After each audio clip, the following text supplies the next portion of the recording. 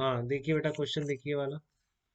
A uniform chain of mass m and length l hangs by a thread and just touches the surface of a table from its lower end. Find the force exerted. अच्छा, इसमें thread से attach करा और ये नहीं लिखा कि thread cut गई है उसके बाद गिरती है। ठीक है ना, ऊपर थ्रेड से अटैच्ड है, मतलब आपने ऐसे रोक के रख रखा है। थ्रेड का मतलब वही है कि आपने चेन को ऊपर से ऐसे रोक के रख रखा है। ये इसकी इनिशियल सिचुएशन है, इस तरह वाली। ये इनिशियल पोजीशन है। यहाँ पर मान लो आपने थ्रेड से इसको बांध रखा था, फिर थ्रेड कट गई। ठीक है ना, तो ये इस तरह से गिरना शुरू हो जाएगी। चेन कैसे गिरेगी एक बार देखिए। इसका एक बीड है, तो पहले ये पूरी ऊपर थी, इस तरह से थे ये पूरा, इस तरह से चेन थी आपकी। ये जब गिरेगा तो ये कैसे गिरेगा ग्राउंड पर, ये वाला इस तरह से गिरेगा, तो ऊपर वाला पार्ट इस तरह से आ जाएगा। ठीक है ना। और फिर जब और आगे दो पार्ट गिरेंगे तो फिर ये इस तरह से ऊपर रह जाएगा। फिर इस तरह से तीन पार्ट इस तरह से गिर जाएंगे, बाकी पार्ट ऐसे गिरेंगे। तो इस तरह से गिरते गिरते मान लो एक्स लेंथ चेन की गिर गई। ठीक है, इस तरह से चेन की आपकी एक्स लेंथ अगर गिर गई है तो इस इंस्टेंट पे, जबकि गिवन क्या है आपको, केवल चेन का मास और लेंथ गिवन है। इस तरह से स्ट्रिंग से बंधी हुई थी वर्टिकली, ये काट दिया आपने।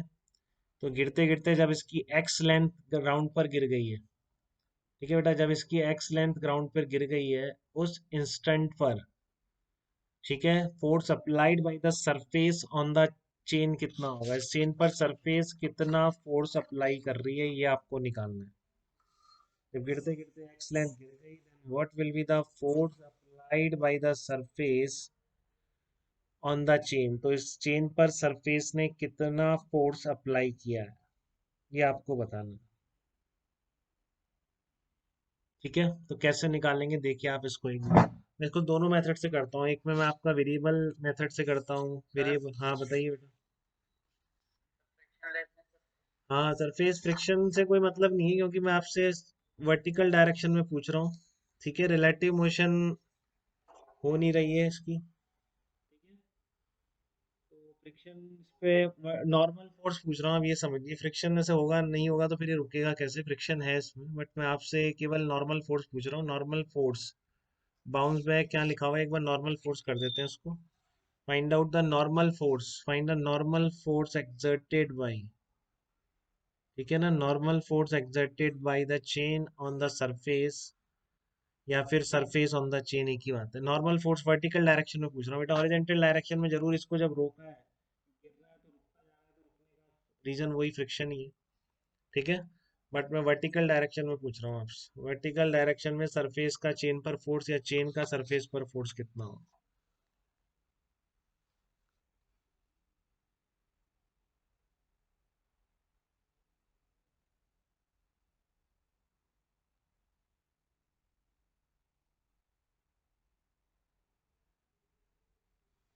आप कैसे निकालेंगे एक बार देखिए इसको। मैं दोनों मेथड से बता रहा हूँ बेटा।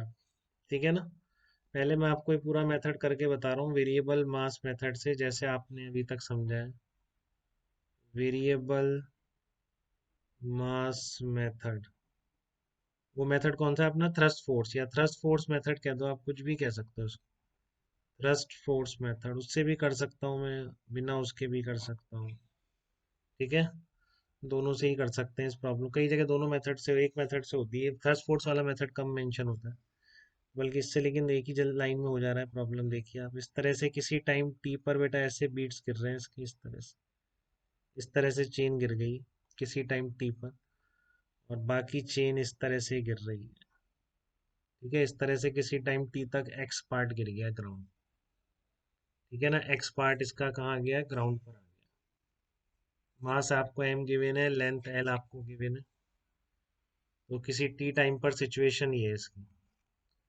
ठीक है, टी टाइम पर ये वाली सिचुएशन है, तो इस पर कौन कौन से फोर्सेस लगेंगे वर्टिकल डायरेक्शन में। एक्स लेंथ है, तो यूनिट लेंथ का लेमडा मान लेते हैं m upon l, unit length का मास है। ठीक है, तो इसका मास कितना हो जाएगा, एक तो मास लगेगा इस पर, एम जी फोर्स लगेगा, लेमडा इंटू एक्स इंटू जी फोर्स लगेगा। दिक्कत तो नहीं किसी को इसमें। लेमडा इंटू एक्स इंटू जी इस पे लगेगा। एक इस पर सरफेस से, ग्राउंड सरफेस से क्या लगेगी, नॉर्मल रिएक्शन फोर्स इस पर लगेगा। ठीक है ना, ग्राउंड से इस पर नॉर्मल रिएक्शन फोर्स लगेगा।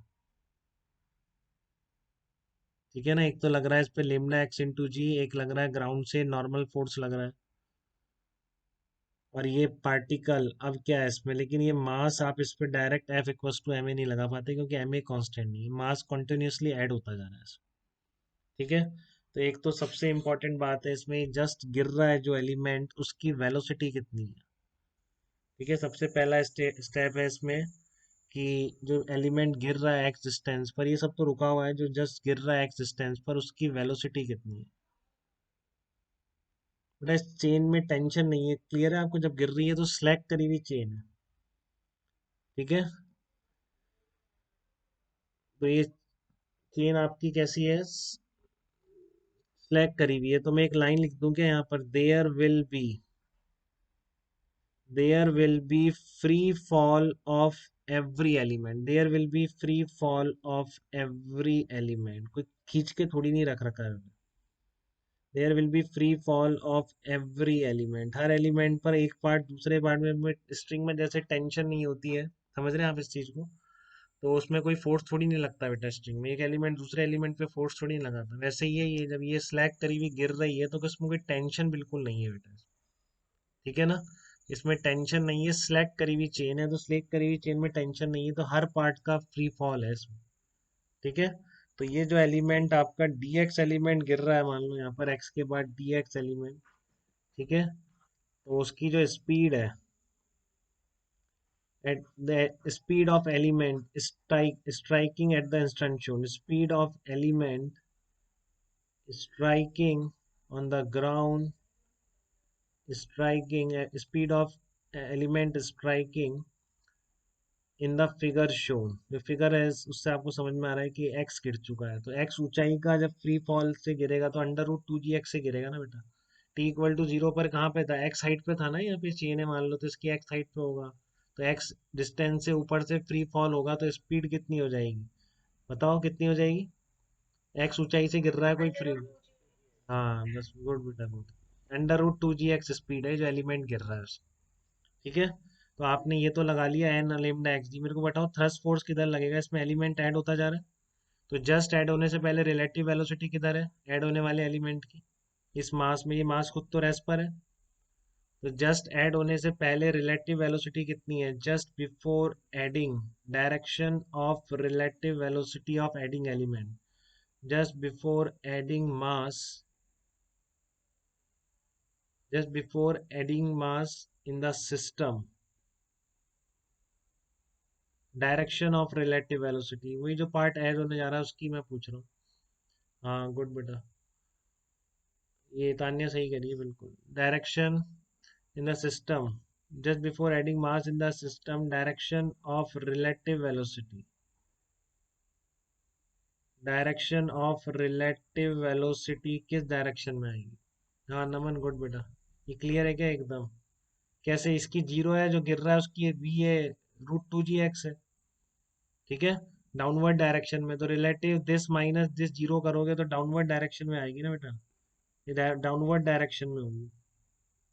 ठीक है ना, तो इसलिए इस एलिमेंट का आप एफ बी डी क्या बनेगा, ये जो एलिमेंट है इसमें केवल f equals to m a नहीं लगा सकते, क्यों नहीं लगा सकते, मास ऐड होता जा रहा है ठीक है ना, इसमें मास ऐड होता जा रहा है, इसलिए इसमें केवल f equals to m a से काम नहीं चलेगा, एक थ्रस्ट फोर्स और लगेगा, क्या होगा वो, एफ टी एच की वैल्यू कितनी होती है, वी रिलेटिव dm/dt, मान लो dt टाइम में dx मास ऐड हो गया, क्या बोल रहा हूं मैं, let in time dt dx mass is added, let in time dt dx mass is added. ठीक है, तो आप उसको क्या लिखोगे, लेमडा इंटू dx/dt लिख दोगे कि नहीं लिख दोगे, बोलो,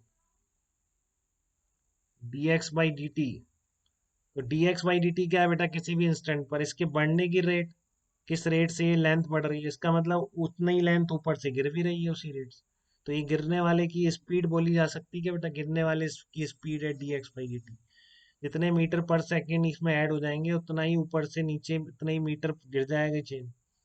ठीक है, तो चेन का वो एलिमेंट पर सेकंड उतने ही एलिमेंट कवर, उतनी ही डिस्टेंस कवर कर लेगा, इसके जितने मीटर पर सेकंड के हिसाब से dx/dt लेंथ बढ़ रही है, उतने ही मीटर पर सेकंड ऊपर से आ रहे हैं। ठीक है, तो इसलिए वो क्या हो जाएगी, वी रिलेटिव ही हो जाएगी गिरने वाले एलिमेंट की वेलोसिटी। तो ये कितना आ जाएगा आपका, वी रिलेटिव स्क्वायर आ जाएगा। तो कितना आ गया, वी रिलेटिव आपने कितनी लिखी थी, √2gx हो गई है आपकी, just before addition, relative velocity of adding element. तो आपका फार्मूला क्या है रिलेटिव वेलोसिटी का, जिस रेट से मास ऐड हो रहा है, किस रेट से हो रहा है, मान लो dx लेंथ ऐड हो जा रही है तो लेमडा इंटू dx/dt। अब मैं कह रहा हूँ जितनी इसकी लेंथ बढ़ने की रेट है वही ऊपर से गिरने की रेट होगी। समझ रहे हो ना बेटा, मान लो 1 सेकंड में इसमें x ऐड हो गया, या 1 सेकंड में y लेंथ ऐड होगी, तो 1 सेकंड में y वाला जो डिस्टेंस का एलिमेंट था वो पूरी y लेंथ कवर कर लेगा कि नहीं करेगा? ठीक है ना, क्लियर है आपको, तो इसलिए उसकी मीटर पर सेकंड जितने ऐड होंगे उतने ही मीटर पर सेकंड वो चल भी रहा है।